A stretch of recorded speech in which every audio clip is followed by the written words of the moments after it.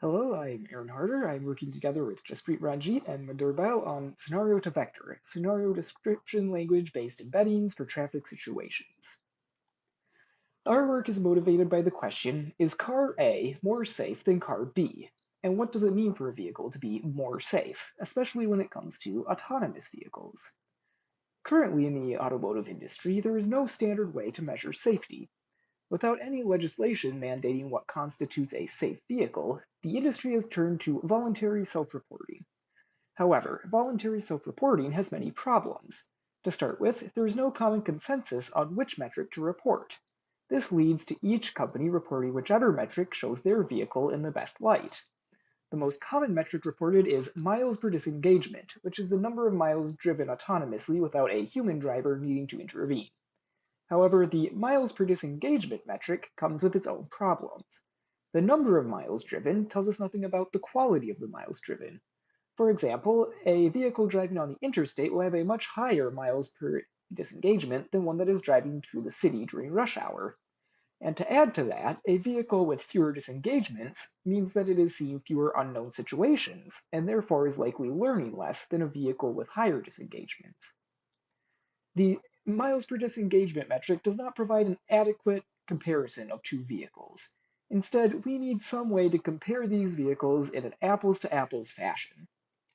Consider a fictional company called Driftic that releases a database of its autonomous vehicle's operation. We want to be able to compare the performance of Driftic's AV against those from other companies, who have their own AVs and have released their own databases. Let us pick some situation from Driftic's database as a point of reference. For this example, we will use a clip that shows navigating a tunnel.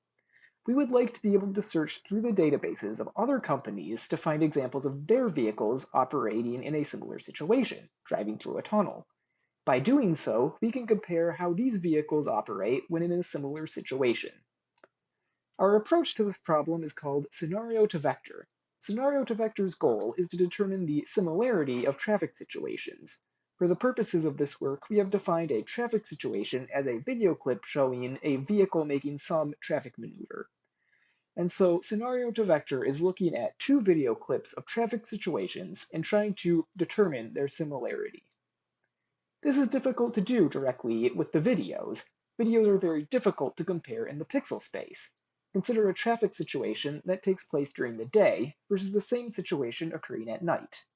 Despite being the same situation, they will look very different pixel-wise. The common approach to comparing videos is to first convert them into vector embeddings, because embeddings are very easy to compare. You can just calculate the Euclidean distance between them.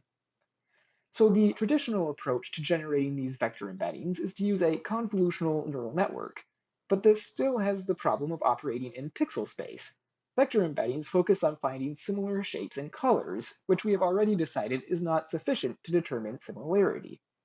Instead, we propose using a high-level embedding, which will have a strong focus on the content of the scene rather than extraneous details such as the sky. This is the approach that Scenario2Vector will use.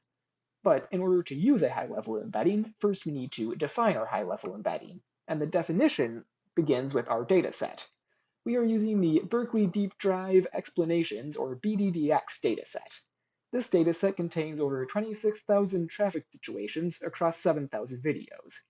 But more importantly, each situation comes with a caption describing the content. For example, the car accelerates because traffic is speeding up. These plain English captions are very similar to what we are looking for in a high-level embedding. It describes the content of the scene while ignoring extraneous details.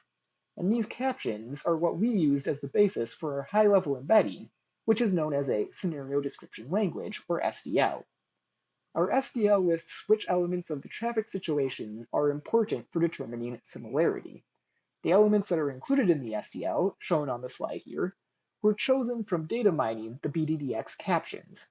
It is not a comprehensive list, however, it is highly modular to allow for new elements to be added easily. Each element belongs to one of three classes: actors, such as vehicles, actions performed by the actors, and scene elements, such as crosswalks. Each SDL object is a tuple, where each element of the tuple is an ordered list of one of these classes. So if this SDL is the high-level embedding for a traffic situation, how do we extract the SDL? Ideally, we would use a CNN or something similar to automatically extract the SDL from the video itself. However, this has proved very complicated, so we used a workaround where we extract the SDL from the video caption instead of from the video itself. The process starts by turning the caption into a parse tree. The parse tree has the advantage of giving us part of speech tags for each word, as well as some information on how the words relate to each other. We can then easily search the tree for keywords that represent elements of our SDL. These keywords can further be associated with each other by making use of the knowledge of the sentence structure. In this example, the action of accelerate is associated with the actor ego because of their proximity in the parse tree. These words can then be put into their appropriate ordered lists to form the SDL tuple. So now that we have the SDL tuples for these videos, the next step is to determine how similar the tuples are. We have defined our own way of determining distance under two assumptions. First, when compared to some base SDL, a tuple that is missing an element is less similar than a tuple with an extra element. The second assumption is that the classes have an order of importance. It is more important to get the actions correct than the actors, and the actors are more important than the scene elements. To calculate the distance, we calculate the distance between each class of elements separately. In this example, all of the actions are the same for a distance of 0, but there are 2 actors different between them and 3 scene elements for distances of 9 and 5 respectively. Then the distances for each class are used to form a vector, and the distance between SDL tuples is defined as the length of this vector. Now that we know how to calculate the similarity between a pair of videos, next we need a dataset to test the effectiveness of our approach. Most datasets in computer vision use synthetic data to determine similarity. They take a reference video and make some small changes to guarantee that it's still similar.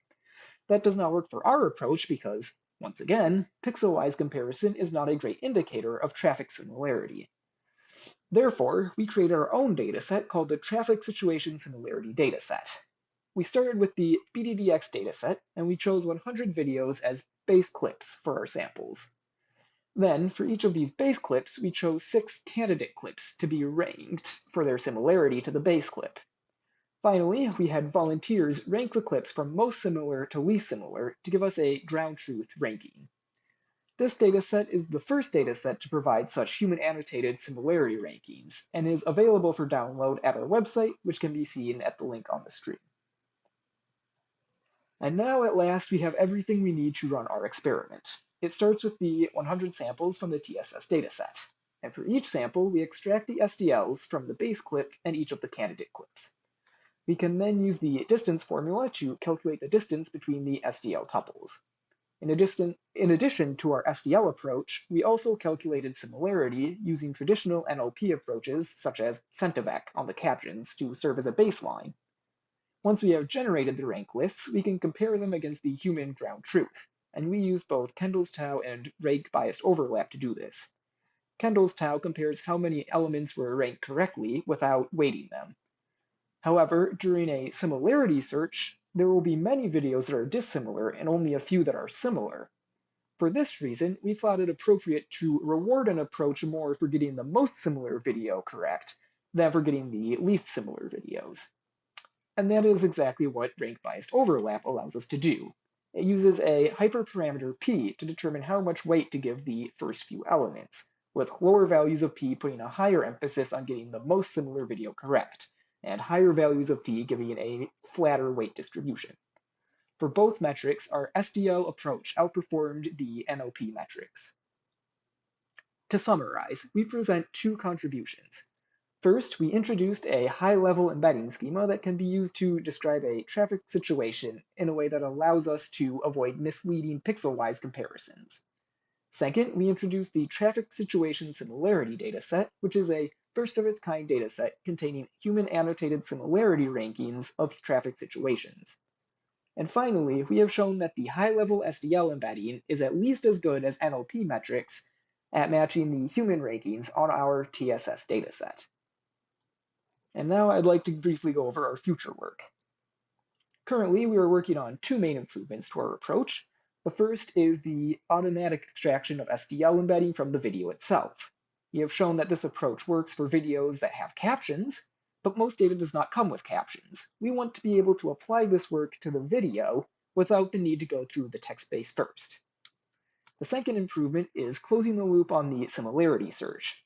Our results show that the SDL embedding has a high level of agreement with human annotators, but we have not yet performed the scenario that we initially described, where given a reference video, can we find similar videos in other datasets? And so these are the two main improvements that we are working on currently. In conclusion, our goal is to make Scenario2Vector become for autonomous vehicles what Word2Vector is to natural language processing. I will take your questions at this time.